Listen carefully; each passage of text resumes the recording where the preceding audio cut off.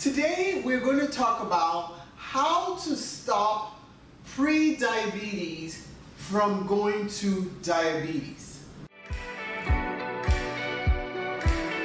Pre-diabetes is when we check your 3-month average of your blood sugar, which is a test called hemoglobin A1C.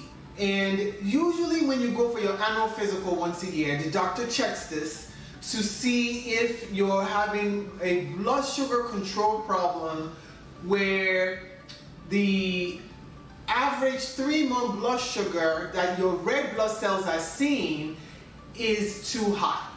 So this test is better than the old way we used to check for diabetes, which was just a fasting blood sugar, right? Because before, patients can trick us, right? They will come in and they know they're going to go for their annual physical test, right? Like weeks before. So they start behaving better. The day before the test, oh, they're perfect. Their diet is great. And so they come in, their fasting blood sugar looks good, and we don't catch the diabetes or pre-diabetes. We tell them, well, their labs look good, so everything's good. They keep doing their bad behavior, right? Until next year. So this test came around, and it's called the hemoglobin A1C. And this test basically is a way for us to look at what has your red blood cell been seeing, right? Every day for the last 3 months. You know why that's so cool? Because your blood cells, red blood cells, actually replenish themselves every 3 months. So when we draw your blood today, what we're seeing is the ones that have been around for the last 3 months. So these cells have something on them which we call the end product of glycosylation, which just means that the little bricks from your blood sugar, the things you've been eating, they sit on those red blood cells, right? And it carries them around for the next 3 months. And so when we check your A1C test, we now know what you've been doing. That sneaking in the middle of the night, getting up into that pantry, and we find it all in that one test. It's awesome. So we're able to find out, Susie, Sarah, Jacob, right? You've been doing bad the last 3 months. Your red blood cell is telling on you. It's telling us that you, on average, have been having high blood sugar. So the fasting test might still say you're okay, but that A1C gives us a clue. So now there's a range of numbers that we're looking at here, right? For pre-diabetes, we say that the A1C test, so the hemoglobin A1C test, should be, normal. We want it to be like, 5.5, 5.4, somewhere in there, right? Once it starts to get into that 5.7 range, 5.7 to like 6.4, we say you're pre-diabetic, okay? Because we diagnose diabetes at a A1C of 6.5. So anywhere from normal, right? Normal is below 5.5, right? So once we start seeing it go higher than 5.5 and it's less than 6.5, in that range, we're now saying you're pre-diabetic. So here's the problem I have with the way we address that. When a patient comes in and now we've found them in this pre-diabetic range, well, conventionally, what we're supposed to do is just go, you need to do better, but we don't do anything. We just watch it. And we wait until you actually become diabetic, which is now your A1C is 6.5, before we prescribe anything or give you, guidance on what you're supposed to do. That's wrong. I think that why do we wait till you fall off the cliff before we catch you, right?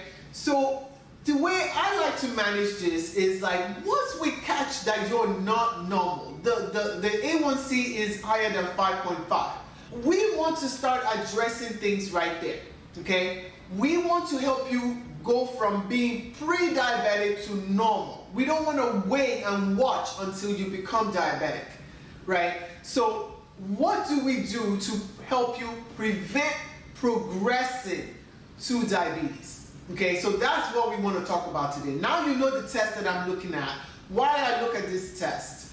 And what we want to learn is, how do you now prevent yourself from progressing to diabetes? So we have to step back and say, okay, what actually is diabetes? What causes it, right? And the easiest way to think about it is that diabetes just means that your bloodstream is seeing way too much sugar, glucose, carbs that it can handle. And the reason why that's happening is that the hormone called insulin, that's supposed to be driving any glucose that runs in your bloodstream out of the bloodstream into the cell that needs to use it to make energy, that insulin is not quite working right. Something is off, okay? Because normally when your body sees sugar or glucose, it's a unit of energy. It's supposed to take it from the bloodstream right away, move it inside the cell through a chemical reaction that makes 2 units of energy. And as soon as it makes those 2 units of energy, it then goes into other processes inside the cell that makes even more units of energy, like another 36 units of energy, okay? So that's what glucose is supposed to do for us. It's like, it gets in the bloodstream, insulin goes, oh, there's sugar here, I gotta rise, drive that into the cell sees it, the cell goes, yeah, thank you, it quickly turns it into energy, it goes and make more energy, and then you're bubbling, you got energy, you got things to do, you gotta go use that energy to do those things, right?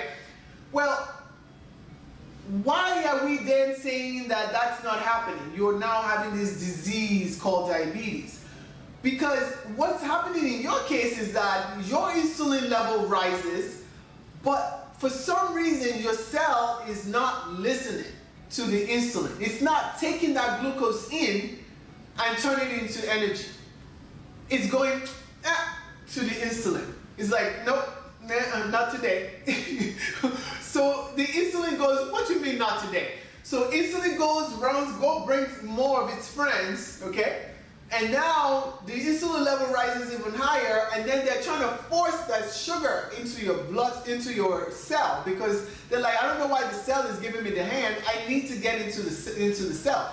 So insulin level starts to rise, and this is what we're calling insulin resistant. That means your cell is resisting the insulin. And that's why the blood sugar stays high, because the insulin is not being very successful at driving that sugar into your blood, into your cell, so that it can turn into energy. So what's going to happen? Well, now you don't have energy, right? Because the glucose is not going into your cell. Rather, it's running around in your bloodstream and causing inflammation. It's running around in your bloodstream, it's causing increased infection.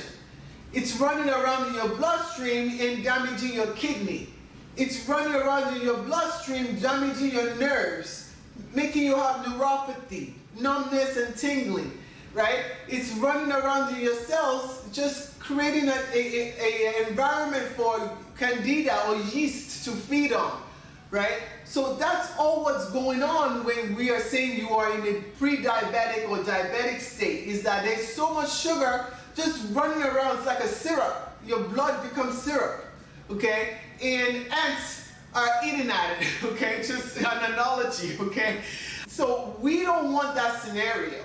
So the way we prevent that from happening. So what helps to bring insulin level down?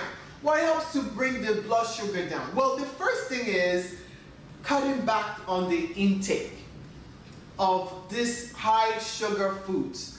Okay, so the minute I see my patient's A1C test higher than 5.5, immediately I am treating them like they are already diabetic, because I know that's where we're headed if we don't do something. So we immediately start addressing it, right? We are cutting back on the processed foods, we are cutting back on the sugars, we are eating more complex carbohydrates, we are adding fiber to your diet, we are exercising. Why? Because exercise is going to cause that insulin resistance to improve, it's going to cause your body to use that sugar as energy, right? So all of that is going to start helping us to reverse all of those sugar that your red blood cell is seeing every day, so that your A1C level starts to drive back down. Okay, so that's really what we're addressing, is that as soon as we see pre-diabetes, we're like, we're not trying to go forward into diabetes, because we know the complications that's waiting ahead of us if we become a diabetic, right? We're going to, have all those heart problems, all of those kidney problems, all of those amputation problems, all of those infection, poor wound healing problem, excess body fat problem. We don't want that, right? So we immediately want to start reversing that and moving it in the right direction, right? We're going to do better at hydrating. We're going to do better at moving. We're going to do better at what we eat. We put more fiber in our diet. We're going to put more vegetables in our diet, right? We're going to stop drinking soda. We're going to start changing that to electrolyte water, so try to hydrate better and do those things and get better rest and say no to stress. Those type of things is what we have to start doing right away to prevent us from progressing to diabetes. I hope that helps you understand it. That is the way I think about it, and that's how I've helped my patients reverse their pre-diabetes to normal. Okay? Hope that helps you.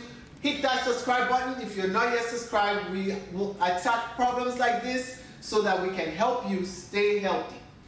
We don't want to catch you at the bottom of the cliff. We want to catch you before you fall off the cliff. All right? See you on the next one.